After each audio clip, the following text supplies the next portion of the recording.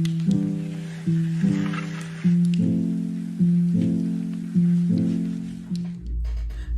I'm the last one. Today we're going to be watching Game Theory, the unsolved lore of The Sims, Bella Goth Mystery, and this is by the Game Theorist.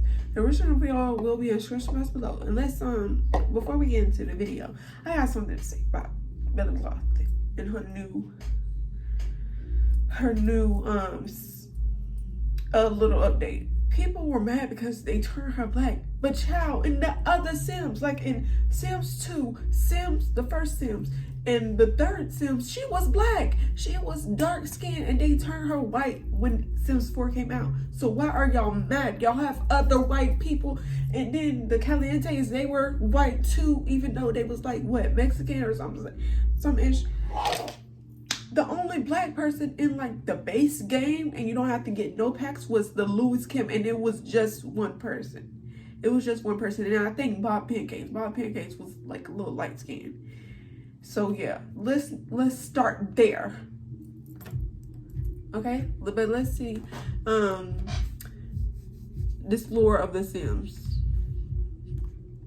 And Bella Goth and her little issues. The Sim known as Bella Goth was a beautiful, engaging socialite, beloved by her family and all that met her. She led an elegant, active lifestyle, enjoying various pastimes from golf to miniature golf. Those who knew her best would describe her as Jalinin, Cooch, or even Ravasheen. With her doting husband, intelligent and well-behaved children, and extravagant wealth, Bella truly had the perfect life until tragedy struck. Bella disappeared without even a dag, leaving behind a broken and grieving family. Even today, the question of what happened to her remains a mystery. Where is she now? Many suspect that she was the victim of foul play, but if so, who, how, and why? Ripped from the headlines, this is the Game Theory Files. Soul Internet, welcome to Game Theory, the show that manages to find lore in games that we weren't even convinced had any. But first, I have an important question for you. How would you like a chance to win a trip for you and a friend to come out and visit me in LA while also doing your part to make the world a more positive place? Well, if you're interested in killing two birds with one stone, then go on over to headcount.org/MatPat. MATPAT. That is not our sponsor for today's episode, by the way. That is actually just something that I wanted to talk to you about at the beginning of today's episode because it's a message and a mission that's really important to me. Headcount is a nonpartisan organization, and their campaign, Good to Vote, has one simple mission: to make sure that you are registered to vote. You go to their website, click on a button, boom, it tells you if you're registered to vote. If you are, great. Easy as that. Million copies worldwide, The Sims, the game that literally tells you to unleash your imagination. Given the types of videos that we release on this channel, you can tell that we have some pretty... They're making money. If you get all of the packs, you're spending more than $1,000. And they made the game free. But the packs, baby, the packs.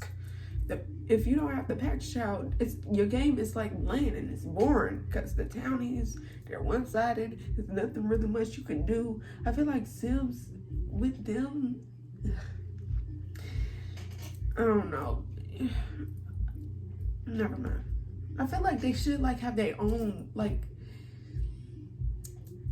story tell of the townies. Like they're friends with these people, but they're enemies with these people because of this, and they don't like these type of people, and they don't like this type of person, you know?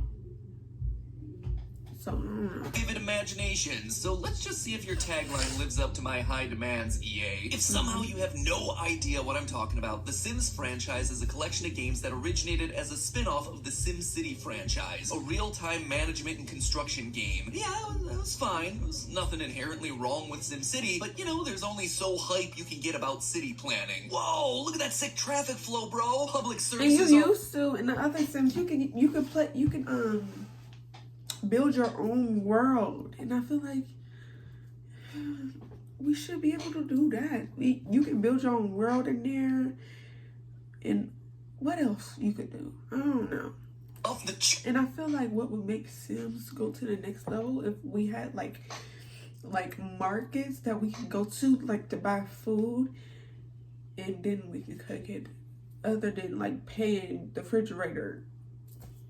Because I feel like that's so funny. Damn, that's some fine sewage treatment. Let's just say there's a reason they stopped making those games in 2014, and The Sims are still very much a thing here in 2022. The first game's wildly successful release was the foundation for a video game empire with 4 main games and a wealth of spin-offs, like The Sims Online, The Sims Medieval, and The Sims Bustin' Out, which, much to my dismay, was not about Sims busting out of prison. The games tend to be sandbox-style life simulators, where players can create the world and stories for themselves, letting their imaginations run free to create impressive mansions, have illicit affairs, painstakingly recreate their beloved family, and then watch them die while making grilled cheese. Or, you know, you can just trap people in glass boxes and then watch them die. Slowly.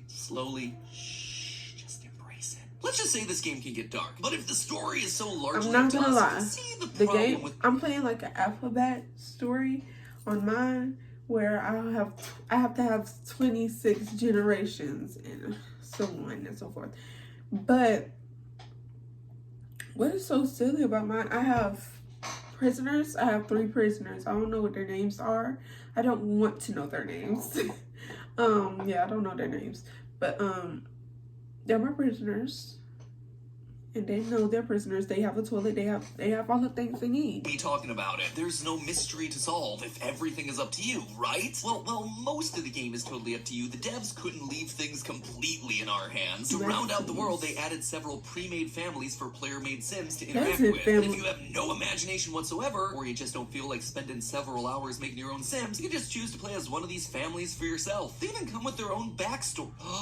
Backstories.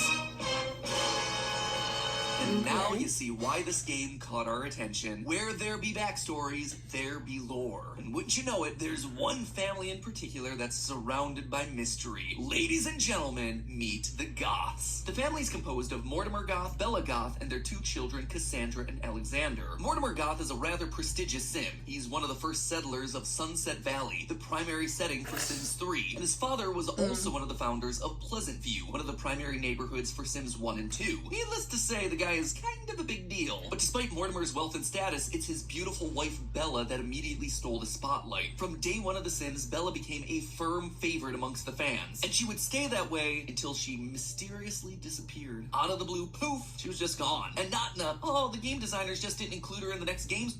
Enjoy endless possibilities when you rinse together.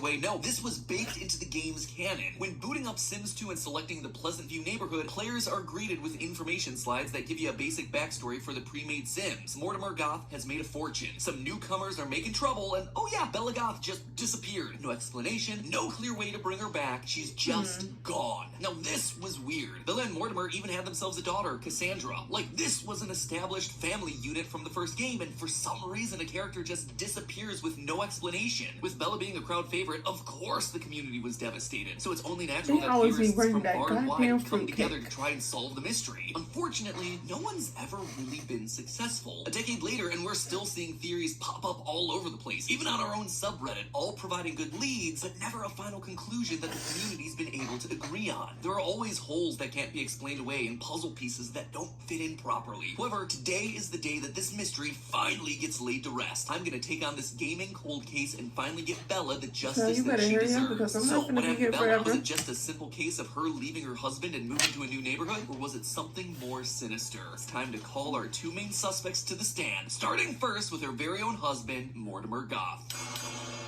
Even though his information slide says that he's struggling with Bella's disappearance, when you start the game, it appears that Mortimer has already entered a relationship with Dina Caliente, the widow of his brother-in-law, Michael Batchelor. Which, gotta say, that raises some serious red flags off the bat. Oh no, my wife is gone. Guess it's time to date her dead brother's widow. Let's just say it's a bad look. It also gives us motive. You see, The Sims 2 made divorce into a game mechanic. It was a way to punish unfaithful spouses. So if he was cheating and Bella caught him, suddenly Mortimer would have lost his house, his children, and his his money, banished forever to the neighborhood's family bin. So by making her disappear, he would get to keep all that luxury for himself. Now, this has been a popular game theory within the Sims community for a while, and while that motive certainly makes for compelling speculation, no evidence within the game seems to fit. Mortimer's relationship meter with Bella across the series is very positive, and the lack of negative interaction memories between the two characters means it's unlikely that any cheating occurred, or at least any discovery of cheating. So with no real evidence behind Mortimer, let's instead look at our next suspect, Don Lothario.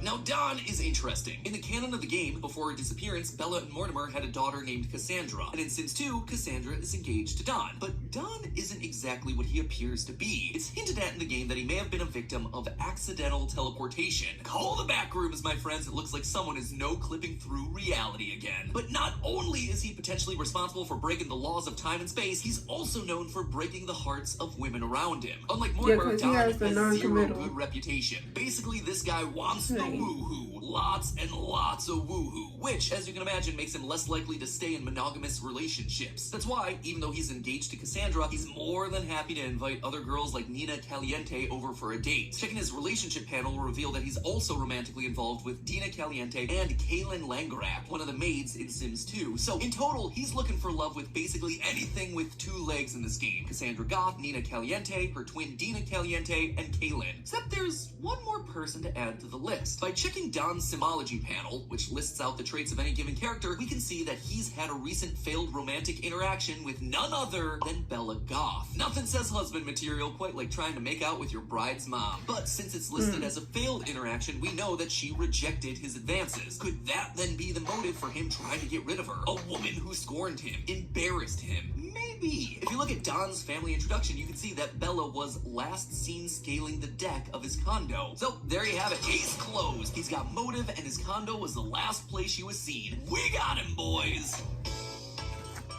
Okay, so this is all that I'm gonna watch today. Because I'm not finna film a 20-minute. Oh Jesus, I'm not finna film a 20-minute video. So yeah, this is Game Theory: The Unsolved Lore of Sims Bella Goth Mystery. I guess she died. I don't know. This is by the Game Theorist. I didn't know she died, actually. I don't play the other Sims because they be looking like potatoes. So, yeah. If y'all want me to react to more of this, just comment and I'll do a part 2 to this. Because this video is long. It's 17 minutes. And I was talking in and out of this video. It would have been like 30 minutes once we got through this. Okay. And yeah. Goodbye.